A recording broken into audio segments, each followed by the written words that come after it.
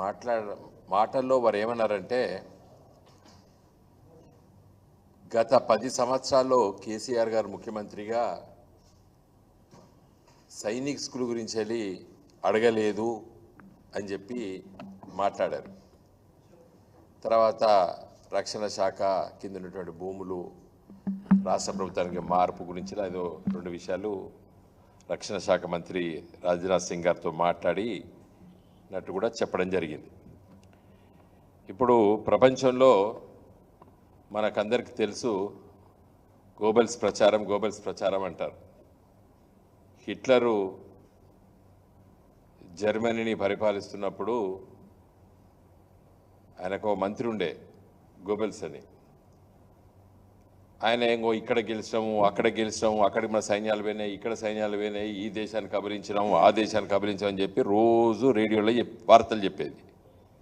చెప్తే హిట్లర్ అడిగిండు, ఏందా దాన్ని ఇవన్నీ మనం ఎక్కడ గెలవలేదు, ఎక్కడ ఓలేదు, ఇవన్నీ ఎందుకు చెప్తున్నామంటే 10 సార్లు అబద్ధం ఆడితే 100 సార్లు అబద్ధం ఆడితే నిజం అనుకుంటారు ప్రజలు, నీకు తెలియదు అని చెప్పి హిట్లర్నే దబాయిస్తాడు గోబెల్స్. ఆయనే సూత్రాన్ని పాటిస్తున్నాడు ఇప్పుడు రేవంత్ రెడ్డి గారు. ఇప్పుడు ముఖ్యమంత్రి స్థానంలో ఉన్నారు కదా రేవంత్ రెడ్డి గారు. మీరే ఒకసారి ఎక్కడో అన్నారు, ఈ వినోద్ కుమారు ఈ సైనిక్ స్కూల్ గురించి వెళ్ళి లేఖలు రాసిండు, ఆయన ముఖ్యమంత్రి పట్టించుకోకపోతే నేను బీకిండు అన్నట్టు ఏదో అట్లాంటి మాట ఏదో మాట్లాడాడు నా మీదనే. ఇవాళ అసలు కేసీఆర్ అడగలేదని అన్నారు. ఇప్పుడు ప్రభుత్వాలు, ముఖ్యమంత్రులు, మంత్రులు, ఎమ్మెల్యేలు, ఎంపీలు మారుతారు, కానీ ప్రభుత్వం అనేది ఎల్లప్పుడూ కొనసాగుతుంది. మీరు ముఖ్యమంత్రి కార్యాలయంలో ఉన్నాయి కదా కేసీఆర్ గారు రాసిన లేఖలు, 10ల సంఖ్యలో ఉన్నాయి. ఇలా సైనిక్ స్కూలు ఎందుకు రాలేదు అని క్షుణ్ణంగా మీరు దానిపైన శ్రద్ధ పెట్టి ఆలోచన చేయండి. నేను ఇదివరకు కూడా మాట్లాడినాను, మీరు ముఖ్యమంత్రి అయిన తర్వాత ఆ కామెంట్స్ మీద కూడా మాట్లాడి చెప్పినాను. మీ దృష్టికి తీసుకొస్తున్నారో తెలియదు మీ పిఆర్ఓలు. నేను చాలా స్పష్టంగా చెప్పిన అన్నాడు. ఎందుకంటే మా ప్రభుత్వం పోయి మీరు కొత్తగా అధికారంలోకి వచ్చారు, మీకు తెలవాలే, మీరు దాన్ని ఫాలోఅప్ చేయాలని చెప్పినాం, మంచి ఉద్దేశంతో చెప్పినాం మేము. ఇప్పుడు సైనిక్ స్కూలు సమైక్య ఆంధ్రప్రదేశ్లో కోర్కొండ స్కూల్ మొదటిది, తర్వాత పులివెందలో రాజశేఖర రెడ్డి గారిని అప్పుడు తెచ్చుకున్నాడు. కిరణ్ కుమార్ రెడ్డి గారు ముఖ్యమంత్రి ఉన్నప్పుడు ఆయన కాన్స్టిట్యూన్సీలో తెచ్చుకున్నాడు. ఉద్యమ కాలంలో ఇవన్నీ మేము మాట్లాడేది, ప్రతిరోజు మాట్లాడేది. 2014లో నేను ఎంపీ అయిన తర్వాత కడియం శ్రీయర్ గారు ఇప్పుడు మీ పార్టీలో జాయిన్ అయ్యాడు, మొన్న మా పార్టీలో గెలిచి మీ పార్టీలో జాయిన్ అయ్యారు. ఆయన వరంగల్ ఎంపీగా ఉండే. జితేందర్ రెడ్డి గారు మా ఫ్లోర్ లీడర్, మొన్న బీజేపీకి రాజీనామా చేసి మీ పార్టీలో జాయిన్ అయ్యారు. వారు మహబూబ్ నగర్ ఎంపీగా ఉండే. మేము అందరము, ఇంకా చాలామంది మా మిగతా మిత్రులు, సుమను, మిగతా మిత్రులు అందరం కలిసి, విశ్వేశ్వర రెడ్డి గారు, వీళ్ళందరం కలిసి తిరుగుదాం. శాంక్షన్ చేసినారు, వరంగల్లో పెట్టాలని చెప్పి ఆలోచన వచ్చింది. అప్పుడు మనోహర్ పారికర్ గారు ఉండే రక్షణ శాఖ మంత్రి. వారి దగ్గరికి వెళ్తే వారు ఏమన్నారు, ఒక రాష్ట్రానికి ఒక సైనిక్ స్కూల్ ఇచ్చినాం మనము, రాష్ట్ర విభజన జరిగి ఒక కొత్త రాష్ట్రం ఏర్పడితే మళ్ళీ వాళ్ళు అడుగుతున్నారు మీలాగా, దీనిపైన ఒక ఆలోచన చేయాలని చెప్పి, ఒక పాలసీ తీసుకురావాలని చెప్పి వారు మరి క్యాబినెట్లో పెట్టి అది ఆర్థిక శాఖకు వెళ్తే ఒక కుర్రీ పడ్డది. అది ఏంటంటే, ఇక నుండి సైనిక్ స్కూలు రక్షణ శాఖ నడుపది. ఎవరైనా సైనిక్ స్కూలు కావాలంటే, ఏ రాష్ట్ర ప్రభుత్వం కావాలంటే భూమి ఇవ్వాలి, బిల్డింగ్లు కట్టాలి, రికరింగ్ ఎక్స్పెండిచర్ అంటే టీచర్లకి జీతాలు, భత్యాలు, చాక్ పీసులు ఇవన్నీ కూడా మీ రాష్ట్ర ప్రభుత్వం భరిస్తే మేము నడుపుతాము అనే ఒక ఆలోచనకు వచ్చి ఆ ఉత్తరం మనకు రాసిండ్రు. ఇదే సందర్భంలో వరంగల్కి శాంక్షన్ అయిందని చెప్పి కడియం శ్రీయర్ గారు అప్పుడు ఇంట్రెస్ట్ పెట్టారు. ఆ భూసేకరణ గురించి కూడా రాంపూర్ పక్కకు ఆలోచన చేస్తాం. తర్వాత జితేందర్ రెడ్డి గారు ఎంపీ గారు, మహబూబ్ నగర్ ఎంపీ గారు, వారు పట్టుబట్టి కేసీఆర్ గారితో ఇంకొక లేఖ రాపించుకున్నారు మహబూబ్ నగర్ కోసం. అరే మొదటిదే వస్తలేదు రెండోది వస్తుందా అని కూడా కేసీఆర్ గారు అన్నప్పటికి కూడా సంతకం పెట్టి రెండోది కూడా రాష్ట్రం జితేందర్ గారు పట్టుబట్టిండ్రు. మేము కలిసి తిరిగినాం. తర్వాత అరుణ్ జైట్లీ గారు రక్షణ శాఖ మంత్రి అయినరు. వారు అనారోగ్యంగా ఉండే వారి దగ్గరికి పదుల సంఖ్యలో సార్లు తిరిగినాం. ఇప్పుడు రాష్ట్ర ప్రభుత్వము మీరు భూమి ఇచ్చి బిల్డింగ్లు కట్టి జీతభత్యాలు ఇచ్చి రికరింగ్ ఎక్స్పెండిచర్ ఇచ్చి కొంత డిపాజిట్ చేస్తే మేము నడుపుతామని చెప్పి వాళ్ళ పాలసీ ఉంది. ఇంకొకటి ఏం చెప్పినరు, ఎవరైనా ప్రైవేట్ సెక్టార్లో కూడా రాష్ట్ర ప్రభుత్వం అవసరం లేదు. ఇప్పుడు సైనిక్ స్కూళ్ళకి ఎవరైనా ప్రైవేట్ సెక్టార్ కూడా ముందుకొచ్చి ఇంతకుముందు చెప్పిన విషయాలన్నీ జరిపితే మేము నడుపుతామని చెప్పి కూడా ఎలా రక్షణ శాఖ డిఫెన్స్ మినిస్ట్రీ చెప్తున్నది. ఇవి రెండు పాలసీస్ వచ్చినాయి ఇప్పుడు కొత్తగా.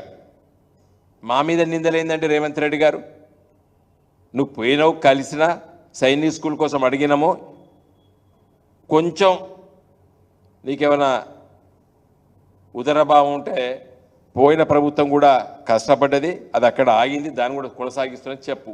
పూరా చెప్పకున్నా ఇష్టం లేకున్నా నేను అడిగొచ్చానని చెప్పాలి కానీ కేసీఆర్ 10 ఏళ్ల కంచెలు అడగలేదు నేను అడిగినాను ఎట్లా చెప్తావా రేవంత్ రెడ్డి గారు? అంటే అబద్ధాలు చెప్పి చెప్పి చెప్పి చెప్పి ప్రజల్ని మభ్య పెడదాం అనుకుంటున్నారా మీరు? ఉద్యోగాలు ఇయ్యలేదు అని చెప్పి నిరుద్యోగ యువకుల్ని రెచ్చగొట్టిర్రు, ఓట్లేదు దండుకున్నారు మీరు. మొన్న ఆ ప్రొఫెసర్ కోదండరామ్ గారు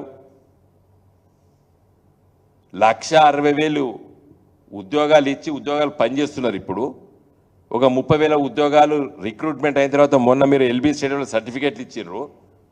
2,20,000 ఉద్యోగాల కోసము నోటిఫికేషన్లు ఇచ్చినాము. అవన్నీ మేము చెప్పుకోక మా తప్పేంది, కానీ నువ్వు ఇవ్వలేదని చెప్పి గోబల్స్ ప్రచారం చేస్తే ఈ కంచెలు ఊరుకునేది లేదు. ప్రతి ఇష్యూ మీద మేము మాట్లాడతాం. ఇలా మీరు మాట్లాడేది పచ్చి తప్పు. సైనిక్ స్కూల్ గురించి వెళ్ళి కొట్లాడినాము, సాధించినాము, కానీ కేంద్ర ప్రభుత్వం డిఫెన్స్ మినిస్ట్రీ చేతులెత్తి ఉత్తరం రాసింది. దాన్ని తీయండి, ఆ ఉత్తరం తీయండి. మీరు గిట్ట ఆ డబ్బులు రికరింగ్ ఎక్స్పెండిచర్ కడతామని, లేకపోతే టీచర్ భత్యాలు మేమే ఇస్తామని చెప్పి, స్కూల్ బిల్డింగ్ మేమే కట్టిస్తామని చెప్పి వాళ్ళకు దాన్ని ఏమన్నారు డిపాజిట్ అని, కాషన్ డిపాజిట్ అట్లాంటిది పేరు పెట్టింది దానికి, అది కూడా కడతామంటే చెప్పుర్రి. ఇలా భూమి ప్రభుత్వ కంటోన్మెంట్ భూముల గురించి వెళ్ళి మనోహర్ పారీకర్ గారు హైదరాబాద్కి వచ్చి సికింద్రాబాద్లో మీటింగ్ పెట్టారు. అప్పుడు ఉన్నటువంటి municipal administration minister KT Rama Rao గారు హాజరైనరు. ఒక ఐఏఎస్ ఆఫీసర్ జేఆర్కే రావు గారు, మన తెలుగు బిడ్డ, వారు Bihar cadre, defence minister additional secretary ఉండే. పదుల సంఖ్యలో వారి దగ్గరికి వెళ్ళినాం మేము.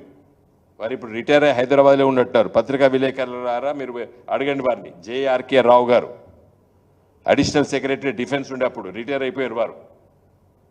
వారి దగ్గరికి వెళ్ళి ఈ జూబ్లీ బస్ స్టాండ్ నుండి షామీర్పేట వరకు మెట్రో కమ్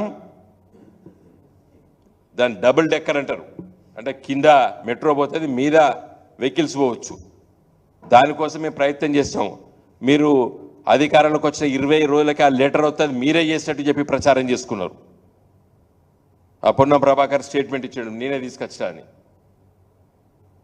అడగండి జేఆర్కే రావు గారిని అడగండి, దాని మీద ఎన్ని మీటింగ్లు పెట్టాం, మినిట్స్ కూడా ఉంటాయి. డిఫెన్స్ మినిస్ట్రీలో ఎంపీలు పోయి డెలిగేషన్ పోతే మినిట్స్ ఉంటాయి. అఫీషియల్ మీటింగ్స్ పెట్టినాం.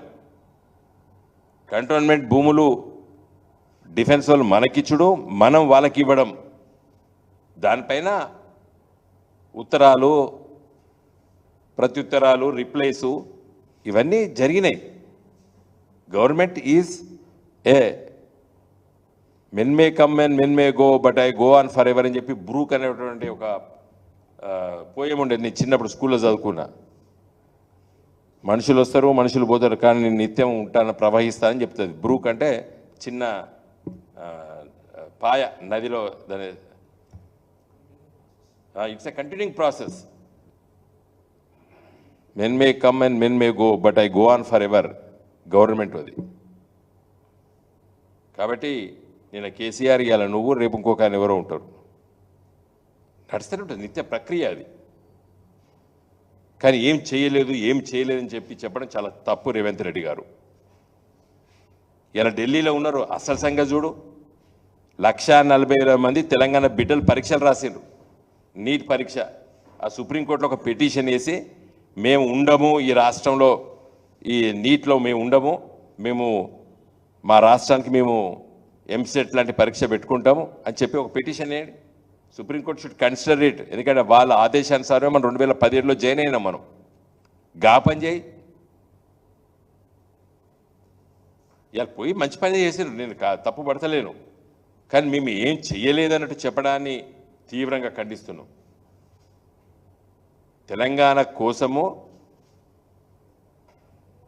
ప్రతి అంశం లోపల కష్టపడి పనిచేసింది గులాబీ జెండా, అది ఎవరు కాదనలేరు. ఇంకా పనిచేస్తాం తెలంగాణ హక్కుల కోసం, తెలంగాణ అభివృద్ధి కోసం నిత్యం పనిచేసేటువంటి పార్టీ గులాబీ జెండా. జై తెలంగాణ.